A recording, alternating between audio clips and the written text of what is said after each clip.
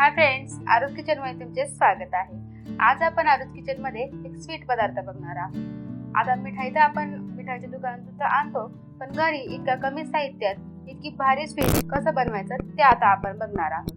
तर आज मी 1 कप मैद्यापासून बर्फीची तुम्हाला रेसिपी दाखवणार आहे। तर ती कशी करायची कमीत कमी साहित्यामध्ये ते आता आपण बघून घेऊयात। बर्फी बनवण्यासाठी या पॅन मध्ये आपण 2 चमचे एवढे तूप घालून घेऊया।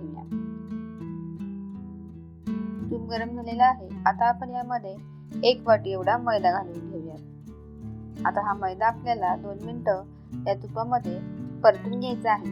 खूप जास्त भाजायचा नाही किंवा याचा कलर सुद्धा आपल्याला चेंज करायचा नाही। याचा फक्त कच्चेपणा जाईपर्यंत हे आपल्याला 2 मिनिटं परतून घ्यायचं आहे। आता तुम्ही बघू शकता या तुपामध्ये मी मैदा व्यवस्थित असा परतून घेतलेला आहे। गॅस आपल्याला मंद आचेवरच ठेवायची आहे, नाहीतर मैदा आपला जळू शकतो आणि जी बर्फी आपण बनवणार आहोत त्याला कडवट अशी टेस्ट येईल।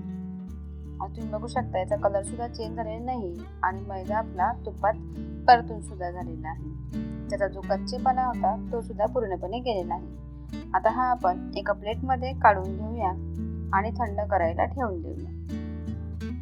ज्या पॅन मध्ये आपण मैदा भाजून घेतलेला होता त्याच पॅन मध्ये आता आपण 1 वाटी एवढी साखर घेऊया। साखर आपण ज्या वाटीने मैदा मोजून घेतलेला आहे त्याच वाटीने घेऊया। आता त्याच वाटीने आपल्याला अर्धी वाटी इथे पाणी घालून घ्यायचं आहे। आता आपण याला एक उकळी काढून घेऊया। आता यामध्ये आपण 2 ते 3 थेंब गुलाबजल घालून घेऊया। जर तुमच्याकडे गुलाबजल नसेल तर तुम्ही थोडीशी वेलची पावडर टाकू शकता। आता याला उकळी आलेली आहे। जो मैदा आपण परतून घेतलेला होता तो आपण यामध्ये घालून घेऊया। मैदा टाकताना गॅस बंद करावी, नाहीतर मैदा घट्ट होईल आणि बर्फी आपली व्यवस्थित होणार नाही। आता इथे आपण गॅस बंद करून थोडा मैदा यामध्ये घालून घेऊया आणि अगोदर हा मैदा आपण व्यवस्थित मिक्स करून घेऊया। तुम्ही बघू शकता अशा गुठळ्या झालेल्या आहेत, त्या चमच्याच्या साहाय्याने आपण फोडून घेऊयात आणि हे व्यवस्थित असं मिक्स करून घेऊया। आता तुम्ही बघू शकता हे मिश्रण असं मस्त असं झालेलं आहे। यामध्ये कुठल्याही गुठळ्या राहिलेल्या नाही। आता आपण गॅस चालू करून घेऊया। त्यामध्ये ज्या वाटीने आपण मैदा घेतलेला आहे त्याच वाटीने अर्धी वाटी एवढी दूध पावडर घालून घेऊया, म्हणजे आपल्या बर्फीला मस्त अशी खव्याची टेस्ट येईल। आता ही दूध पावडर घालून हे आपण चांगलं मिक्स करून घेऊया आणि 3 ते 4 मिनिटं आपण याला शिजवून घेऊया। हे मिश्रण आपल्याला सतत हलवत राहायचं आहे, नाहीतर हे पॅनला खाली चिटकून राहील। आता तुम्ही बघू शकता हे मिश्रण पॅन सोडत आहे आणि घट्ट असं होत आहे। आता आपण इथे गॅस बंद करूया आणि हे मिश्रण थोडंसं थंड होण्यासाठी ठेवून देऊया। तुम्ही बघू शकता 2 ते 3 मिनिटं हे मिश्रण ठेवल्याने आपण हात लावू शकतो इतपत हे थंड झालेलं आहे। आता आपण याला एका प्लास्टिक बॅग वरती काढून घेऊया। इथे मी प्लास्टिक बॅग घेतलेली आहे, तुम्ही एका प्लेटला तूप लावून घेतलं तरी सुद्धा चालेल। आता या बॅगला आपण थोडंसं तूप लावून घेऊया आणि त्यावरती जे मिश्रण आपण केलेलं आहे ते ठेवून घेऊया। आता सगळं मिश्रण यावरती मी काढून घेतलेलं आहे। या हाताने थोडंसं प्रेस करून आपण व्यवस्थित त्याचा गोल आकार करून घेऊया।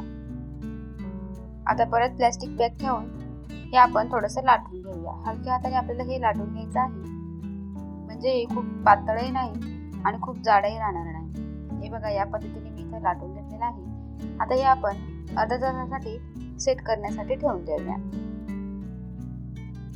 तुम्ही इथे बघू शकता अर्ध्या तासानंतर हे मिश्रण आपलं व्यवस्थित सेट झालेलं आहे, हाताला चिपकत सुद्धा नाही। आता ही आपण बर्फी कट करून घेऊया। ही बर्फी आपण कट करून घेतलेली आहे। मी इथं चौकोनी शेप देऊन घेत आहे। तुम्हाला ज्या शेप मध्ये पाहिजे तो शेप तुम्ही बर्फीला देऊन घ्या। एकदम सहजपणे ही बर्फी आपली कट होत आहे आणि मस्त असे पीसेस बर्फीचे तयार झालेले आहेत। आता हे आपण एका प्लेट मध्ये सर्व करून घेऊया आणि त्याला थोडं सजवून घेऊया। सजवण्यासाठी इथे मी स्ट्रॉबेरी चॉकलेट घेतलेले आहे, ते आपण यावरती ठेवून घेऊया आणि मस्त अशी मार्केट सारखी बर्फी आपली तयार आहे। जर तुम्हाला माझी ही रेसिपी आवडली असेल तर चॅनलला लाईक करा, शेअर करा आणि सबस्क्राईब करा आणि खाली दिलेली बेल आयकॉनवर क्लिक करा, जेणेकरून माझे सर्व व्हिडिओ तुमच्यापर्यंत अगोदर पोहोचतील. तर चला तर भेटूया आपण अशाच एक नवीन व्हिडिओ सोबत.